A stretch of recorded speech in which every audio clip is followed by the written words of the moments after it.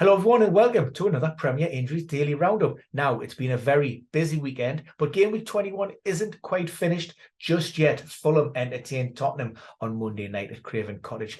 With regards to team news, not a lot to discuss. Anthony Robinson returns for the hosts. Of course, he missed that last game after serving a one-match ban. For the visitors, it remains to be seen whether Rodrigo Bentancur can play in successive games. We know that he returned from that adductor problem to face Manchester City, but of course that additional recovery day will help. Tottenham were much changed for that game at the Etihad. 2-0 at the break and then collapsed in that second 45. So it remains to be seen which team Antonio Conte will go with. Right, now we know we have Carabao Cup duty, FA Cup duty, all before game week 22. If we look at the Carabao Cup fixture, which happens on Tuesday night, first of all, that's Southampton. They host Newcastle. For Nathan Jones, Theo Walcott is back in full training, so he's in contention. Bella Kotchat, that's a knee problem, probably going to come a little bit too soon for him. Orisic and Alcaraz, they're two January signings who could be in contention. Now, we of course know the Saints are involved in Tuesday, Saturday fixtures. So this congested period, we could see a lot of rotation within that.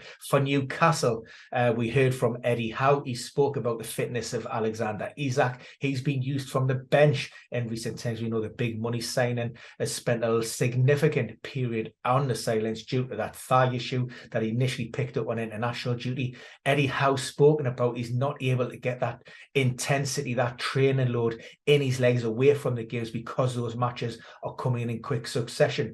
So it's likely to be a while before we see the striker back up to optimum levels of performance. Watch this space with regards to that. It doesn't look or sound as if he's in line for a Premier League start soon. Of course, we've seen him start against Sheffield Wednesday in the FA Cup, the game that we lost 2-1. Elsewhere, Bruno Guimaraes, he was a surprise traveller and he was included in that starting 11 at Selhurst Park at the weekend. Came through 90 minutes without any obvious issues. Medical department cleared him. The player himself wanted to be involved. So that's a testament to the work that went away from on the training pitches and in the treatment room in the build-up to that match for him to be involved. So, like I say, it came through that with no obvious setbacks.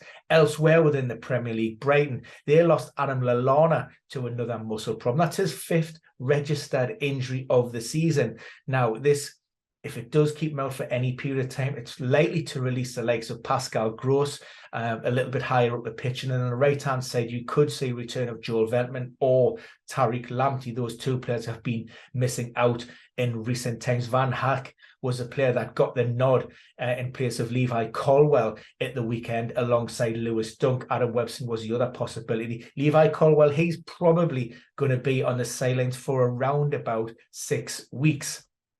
Manchester United disappointed with a last gasp defeat to Arsenal on Sunday. A couple of updates with regards to that. Anthony Martial wasn't in the travelling squad. BBC Sport actually reported that he had a hamstring issue. Ten Hag has been a little bit vague with regards to specifics of that. Said it was a lower leg injury, but BBC Sport said like it was a hamstring issue. We're not sure if he's going to be available for the midweek, but they are involved in the Carabao Cup semi-final at Nottingham Forest as well. So we should have a press conference from Erik ten Hag. Jadon Sancho returned to the training pitches last Tuesday, but the United boss said that he was still some way off a return and being in contention. With regards to Diego Dalot, a lot of suggestion that he may be back soon.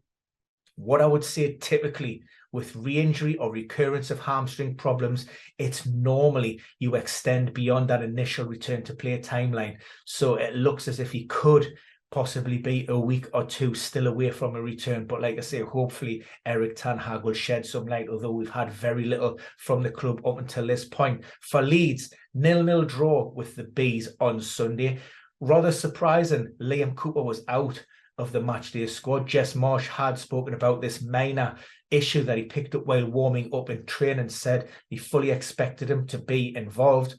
However, when they tried to put him through his paces in training on the Saturday, he felt that, and that's why January signing Max Huber came in for his full Premier League debut. Now, again, the expectation is that he will be on the training pitches this week And he could finish, he could start in the FA Cup, but again, that remains to be seen. For Everton, we've seen Ben Godfrey out of the matchday squad. That was due to a knee sprain that he had picked up in the defeat to Southampton.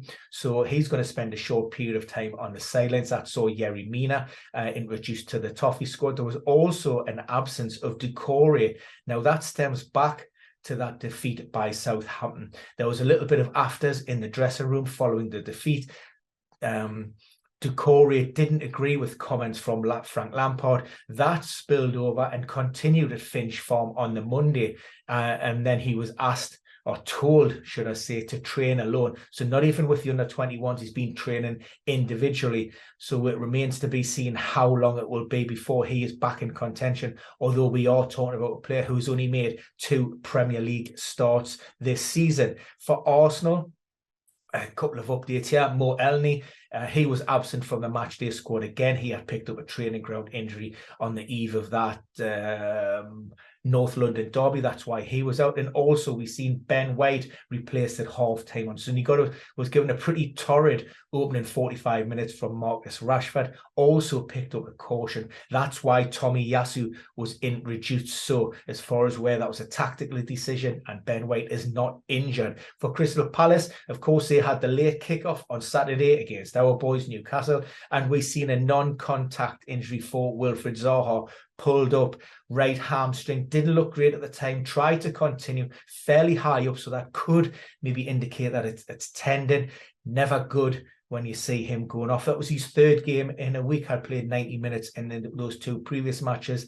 Patrick Vieira at the time said, we need to have a scan to determine the extent of that. But the Palace winger hasn't been in great form, but he still will be a massive miss for the Eagles. Now, down on the south coast, Bournemouth, Gary O'Neill had 7 players missing at the weekend. One of the most prominent omissions from the squad was the absence of Philip Bingham. He had picked up a minor muscle problem the week before. Now, it was hoped or even expected that he would be cleared for the game at the weekend, but failed a late fitness test. So suffice to say, that probably suggests that he should be okay for game week 22 when the Premier League fixtures resume. And finally, Leicester, good news and bad news. We've seen the return of James Maddison. He spent around about 11 weeks on the sidelines with various ailments in that knee, first posterior and now anterior, but it looks as if he's over those and back in contention. So maybe